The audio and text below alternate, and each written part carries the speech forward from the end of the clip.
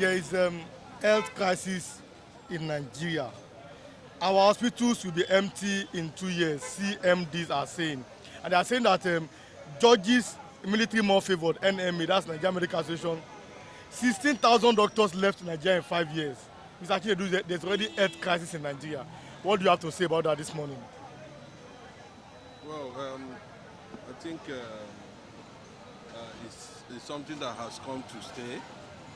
We have been losing labor, human resources in this country.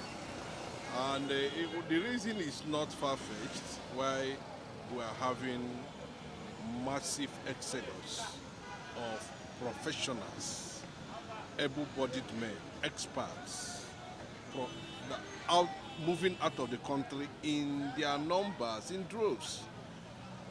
There is something that is behind it. And what is the only thing that we can see clearly, everyone can see, is just the murdered economy. The Nigerian economy has been murdered. And I regret seeing former president. In fact, it was an insult on Nigerian sensitivities, on reasoning, philosophy of survival, that a former president will come out and tell the whole world and tell Nigerians, stay here and die. That is Goodluck Ebele Jonathan. I don't know what has possessed him in recent days, but whatever it is, anywhere anybody can find a source of living, greener pastures. I don't think there's any law that stops people from seeking existence and survival. Nigerian doctors are not underpaid. One, there's no infrastructure, there's no medical equipment to enhance their expertise.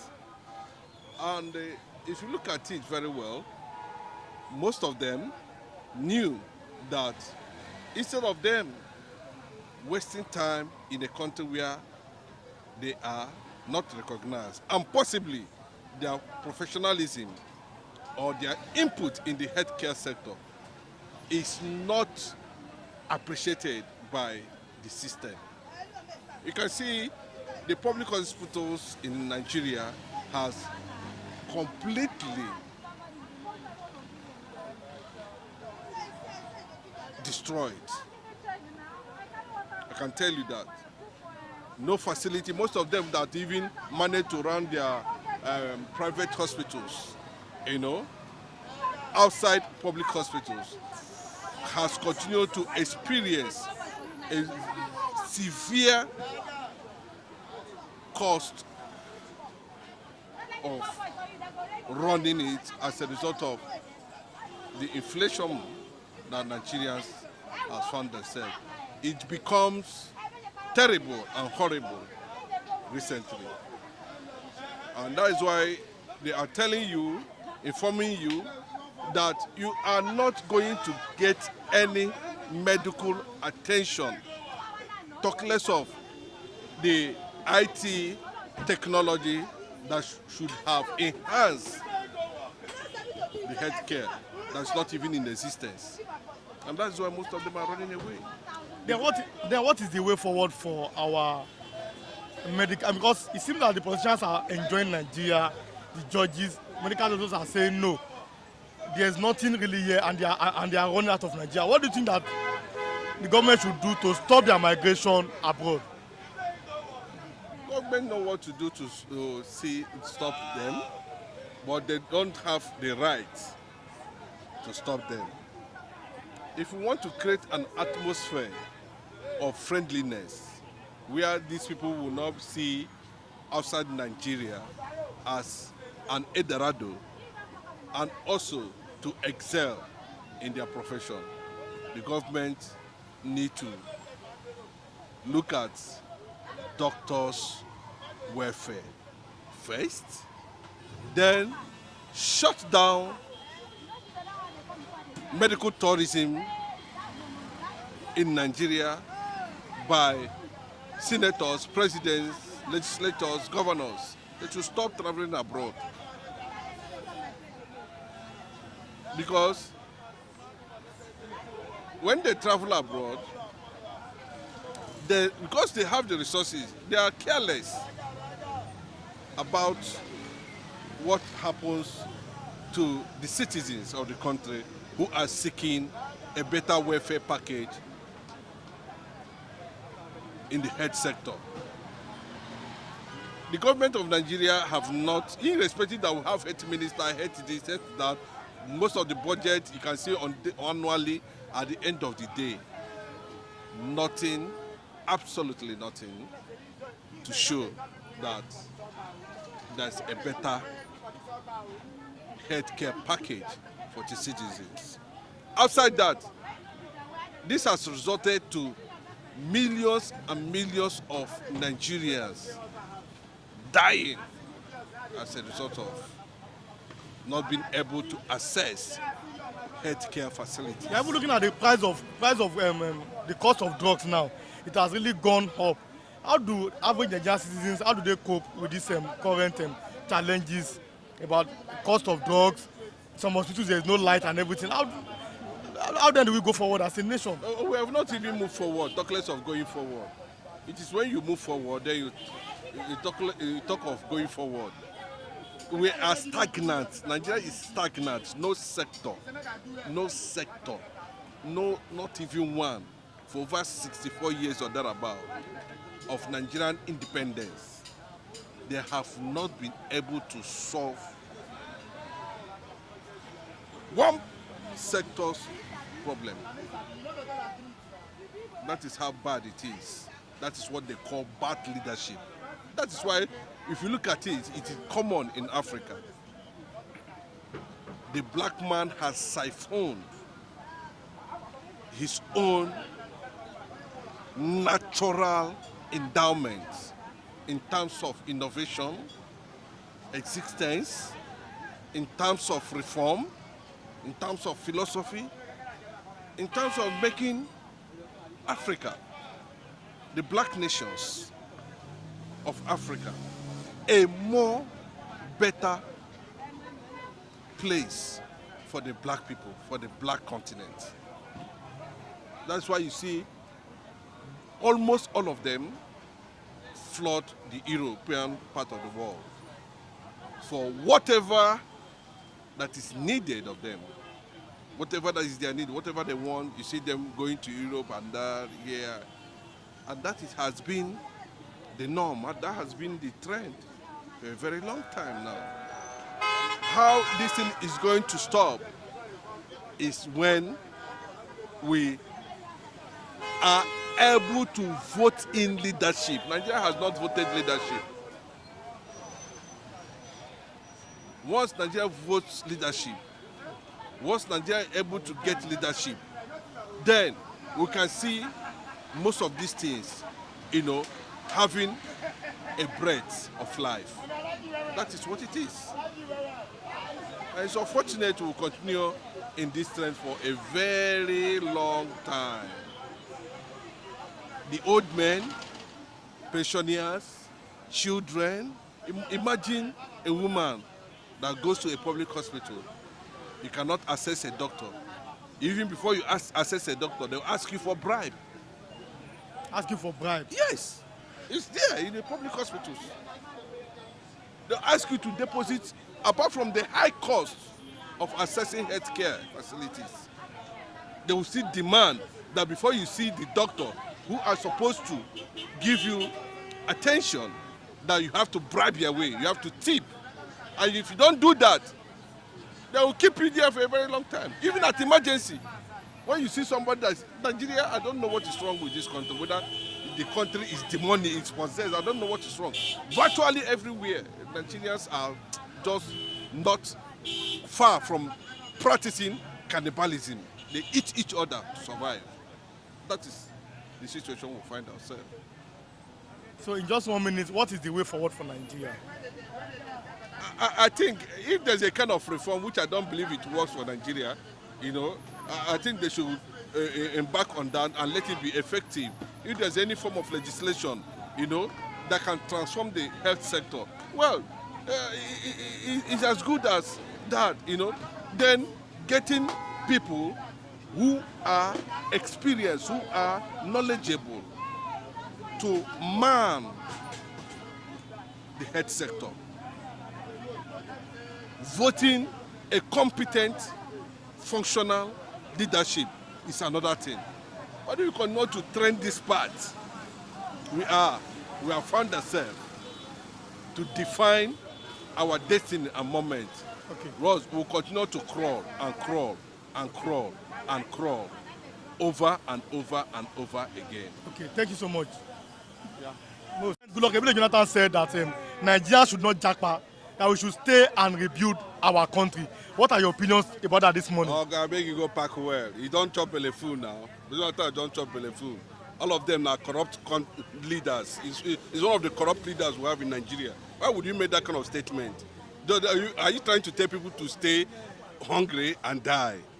Even in the Bible, when a certain people were located in a particular place, they stayed there for a very long time. After staying there for a very long time, there was nothing to lay hand on.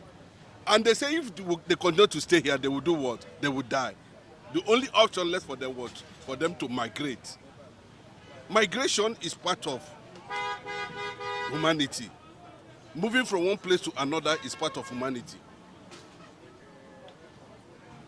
For him to say that Nigerians should stay here and die, no, it's not correct.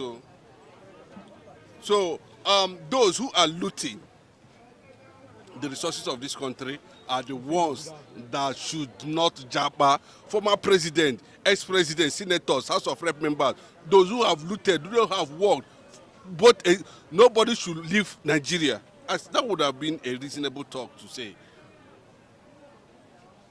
All the people that have been looting Nigeria from the local government to the state level to the federal level, they should not japa. That's what it's supposed to be. No medical tourism, no traveling out. All of them will stay here. Those who could not find their feet, who are eligible, who are qualified, who have what it takes to relocate for greener pastures, they should do that without any reservation. All these former presidents, ex-presidents should not be seen leaving Nigeria because they are all failures, including Jonathan himself. Jonathan is a total disappointment because the kind of words that have been coming from him recently shows the other side of him. That what they were accusing him of is real, is the truth. Maybe he was just pretending all this while. Do you know what it means to stay in an economy like this? Do you know what it means? To feed family of 5. Do you know what it means? No transport system, no light, no housing, no better infrastructure, just nothing. Jungle, animal kingdom. That's where we found ourselves. Where people eat people to survive. And you say we should stay in this kind of environment without trying to see how we will survive first. Those who are supposed to put this country in order, they are the ones who looted this country, are the ones that we don't want to see anywhere abroad. Anywhere in UK, anywhere in USA, anywhere in Canada, anywhere in Germany, France. You should stay here. Go and look at it. Their children, their cronies, their girlfriends, and their fellow crooks are the ones you see mostly at the airport. And they will come and tell you that they are working, they are leaders, they are this and that. Those are the ones that should not be seen outside this country. That should stay here and make sure that to a very long extent, ban them. Both governors. Nobody should go for medical tourism. Nobody should leave this country until Nigeria starts to crawl. So, Mr. Chinedu, over the course of last week, on Friday, Vanguard reported that Nigerians are now beginning to eat from the dustbin. garbages. Because it's from Vanguard. Thank God, sir, if you see garbage, I dey tell you, you know funny, oh, I'm telling you gospel truth. A liter of fuel, exchange rates, corruption. When we are buying just water, there's no way of, it is even a little bit. Move out of this environment. You notice they are selling ordinary pure water 100 naira, one pure water 100 naira. There's no water system. You cannot able to say, okay, this is federal government water system. You can go to anywhere to have access to water. What people does now is to dig boreholes. And you still have water resources ministry. Ministry of water, ministry of this, ministry of rubbish. At the end of the day, we are not seeing it physically. So they are just messing up, trying to use the masses as a shield of their inadequacy, so that the world will not look at them as failures. That's why they are coming with all this manner of statement recently. Jonathan is a big disappointment. For Jonathan to come out and be making that kind of statement. How much are they paying people? How much is a bag of rice? How much? Everybody is hungry. There's hunger in the land. There's hunger, extreme poverty now. And it looks like Bola Ahmed Tinubu, all of them, I think they are tired because everything is getting out of hand. You can hear all manner of stories that they thought that the pump price would have come down. No, it's going to 1,005 now per liter. And these are the things that most Nigerians are scared of, the so-called tax policy. Everything is taxed. POS is taxed. Everything. Water. If you make call, they tax you. Another 1 second call, they come. I don't understand. And they are still exploring oil, crude oil, every day. Amidst other natural resources they are exploiting. That is unfortunate, and it's quite unfortunate. Okay, so your final word on Jonathan is that those words is not justified. What is the justification? Jonathan should have been realistic with reality. What is the reality? Why? You understand? That is why sometimes people start talking as if, some of these guys, I don't know, because I know they are too comfortable to the extent that they have lost touch with how Nigerians survive, or how Nigerians feel, or what is actually happening in Nigeria. There's no justification. What we expect somebody like Jonathan to have said is that Bola Ahmed Tinubu make it a campaign, an advocacy, or even a legislation that none of these people should leave this country until at least we have 24 hours electricity to start with. Then, are you telling me that migration is not part of existence? Okay. So, good morning, sir. Good morning. Mr. Chinedu, what should we be expecting from Donald Trump's presidency? Yes, there's a lot we are going to experience from him, and he has been celebrated as the new era of generation of leaders that have emerged around the world. And coming from America, America is one of the superpower, in terms of trying to bring stability globally. There is no nation on earth that you cannot see or feel the American presence. So bringing somebody as president in America tells a lot of deep stories of what is going to happen or what is to become, around the world. So if you look at what Donald Trump is actually talking about, the issue that has to do with gay, the issue that has to do with migrants, the issue of how to, focus on America, because there's a certain global campaign that is going on. Some people are trying to make sure that America does not really establish their influence in their country. They saw it as modern colonization. So America is being careful how they intervene in some issues that have to do with nations and all thereabout. But America first, that's what the man is talking about. What does he mean about America first? To an extent, the guy really amazed me and surprised me, with his perception about what he wants to do for Americans. Look, he called all the senators, all the legislators in America, all the congressmen in America, all the government functionaries, and made it very clearly that they must reduce the cost of living in America. He's not talking around the world, though. In America first. That he wants Americans to live a very comfortable life. You know what it means, like, reducing cost of living. But here in Nigeria, what do we have? Removal of subsidy. The removal of subsidy was not even properly managed. Instead of looking at issues, from the perspective of, selflessness. You can't see it happening in Nigeria. That is the first thing he did. Naturally, the one that has to do with man and woman, relation, that one has already been smashed. Even before he came into, he took oath of office.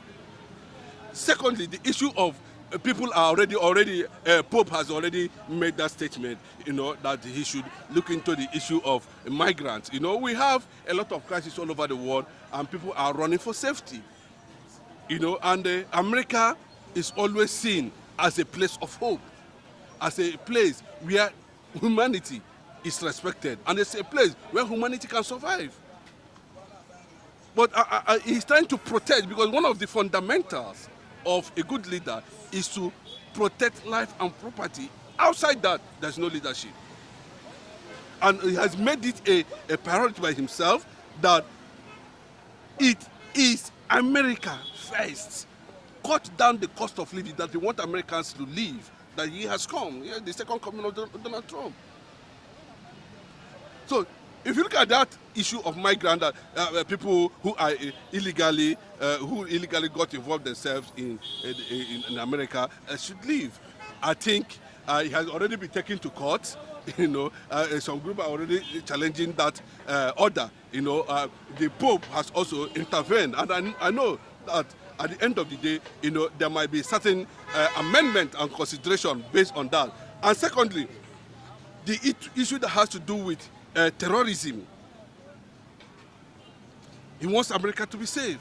And most of these people will filter in, will find themselves, will take share with civilians and find their way to America to cause havoc. And that is why, I think to understand, that is what he doesn't want to see happen. Donald Trump, for me, I believe, to an extent, as a Christian leader, he has demonstrated it.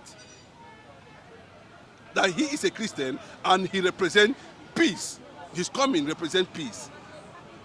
So he has not been seen to be someone who are extremely, controversial on the issue that has to do with America, policing, continue to police the world. He said, I was saved by God to make America great again. And again, we saw some pro-Biafra agitators there. We saw Ngozi Abuja and some other people there. What does that mean for the agitators across the nations of Thank you. I thank God for that observation. A lot of them were there. There was this controversy that, invitation was never extended to them. But if you go online, it's already online. You saw invitations extending to them. Especially Dr. Ngozi Orabueze was there physically. And some other big names within the circle of leadership of Biafran government, we are also present in that place with invitation. So what it means that they seem to have this kind of synergy relationship. Whether it's psychological, I don't know. Whether it's just perception, I don't know. Whether it is based on hope, I don't know. Whether it's just a make believe, I don't know. Whether it's the understanding that Donald Trump have one time or somehow sympathized with the people of Biafra, with Igbos. We knew during one of his campaign, the first time he was gunning for the position, we saw Mazi Nnamdi Kanu and some GOP members being part of his campaign presence in Illinois some time ago in America. Then that was his first time. That sparked the relationship, and love for Biafrans, for Donald Trump, the 47th president. So this time around he's returning. There's much hope, and though we believe that Donald Trump is actually unpredictable, anything can happen at any time, but it tells you that they seem to have this deep, connection spiritually, on the love and the understanding they have that Donald Trump might likely look into the issue that has to do with self-determination, and concerning one of his friend, I can tell you that Donald Trump knows much more about Biafra, and he knows more about Nnamdi Kanu. Let's talk about Donald Trump's first term. He reportedly told President Muhammadu Buhari then, "Why are you killing Christians in your country?" He told him then. How do you see Donald Trump coming back in the US? I'm talking about to the Christians and to the Jews. How do you think his leadership will safeguard them? If you go to Israel today, to be very honest with you, the Prime Minister of Israel, Benjamin Netanyahu, we have Naftali, we have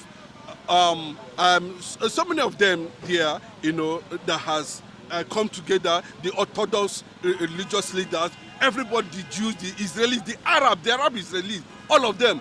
If you go there today, I was even surprised that somewhere in Jigawa in the north, they were celebrating Trump's victory. It went viral online in the north. And I knew that possibly the truth is that those who were celebrating Trump's victory in Jigawa were Christians. But let me make it very clearly. If you see what happened between Israel and Hamas, and his presence brought about a kind of ceasefire, with a certain message that if on 20th he's been sworn in and Hamas do not partake in the ceasefire deal, in the hostage deal, then they should be ready to face the other side of Trump.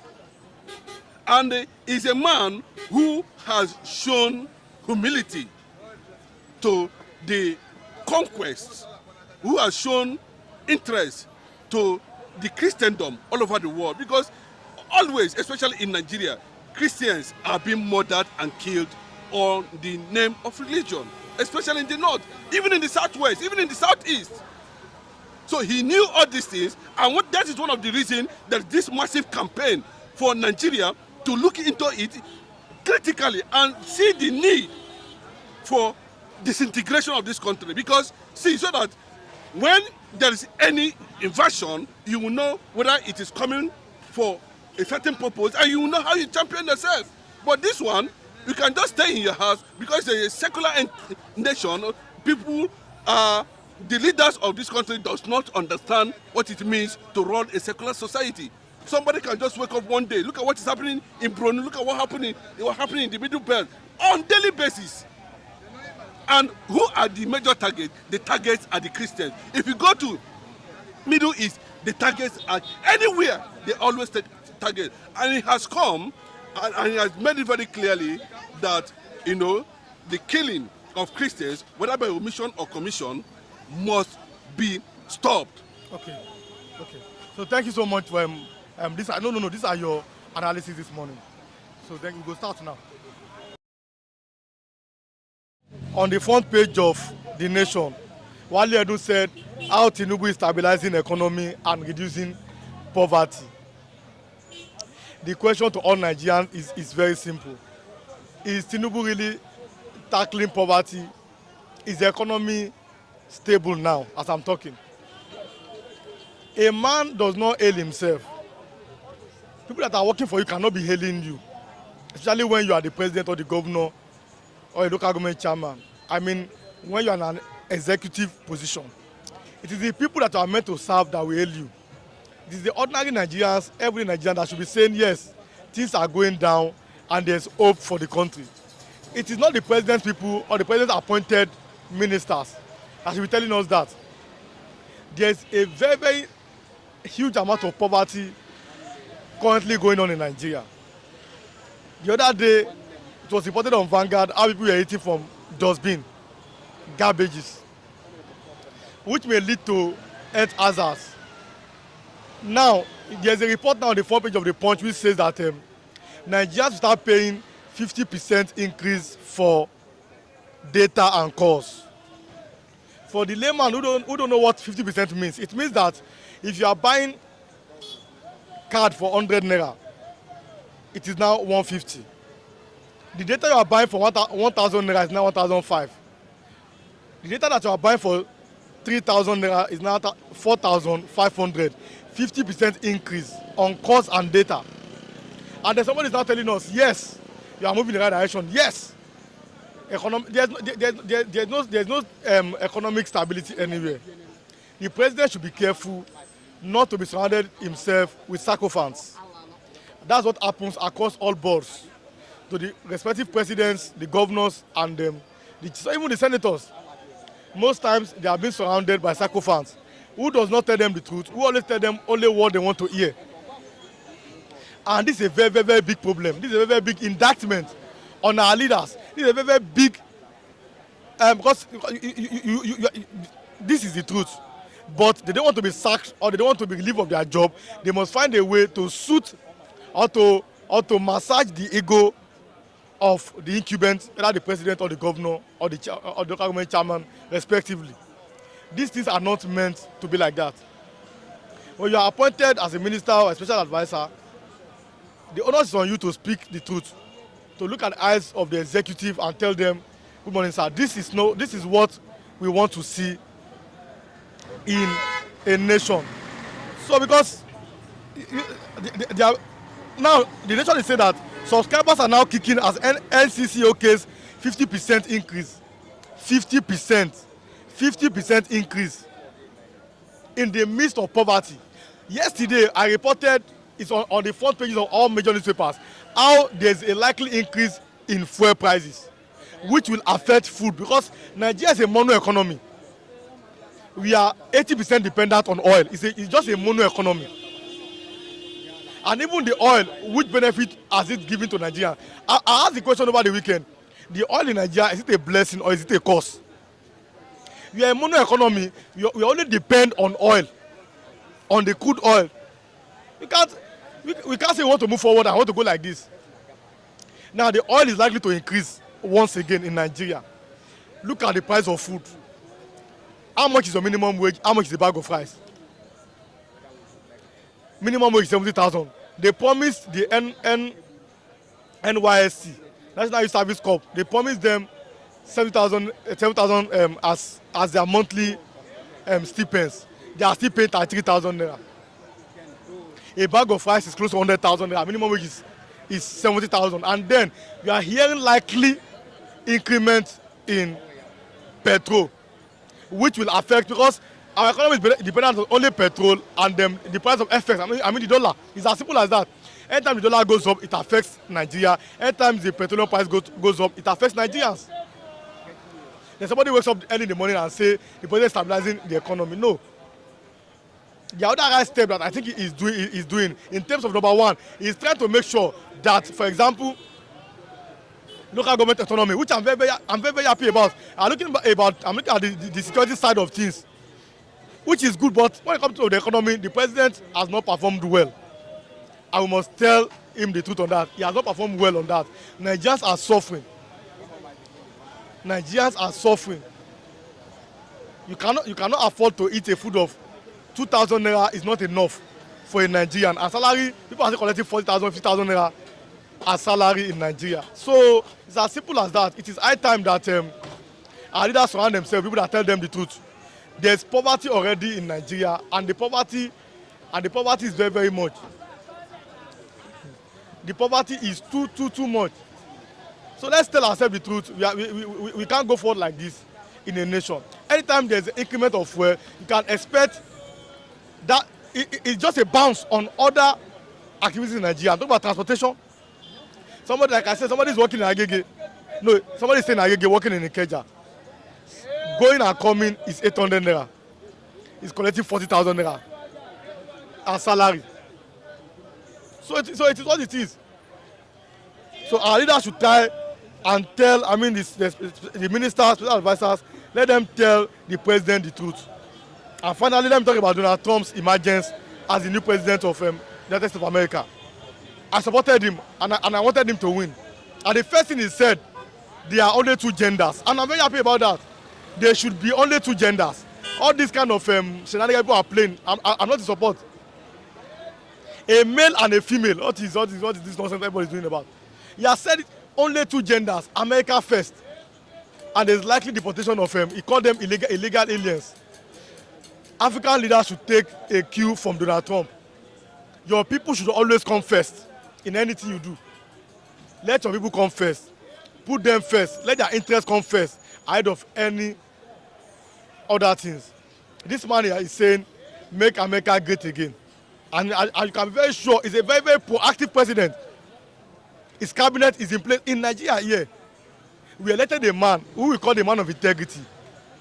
That after 6 months, he then had ministers. After 6 months. You can imagine.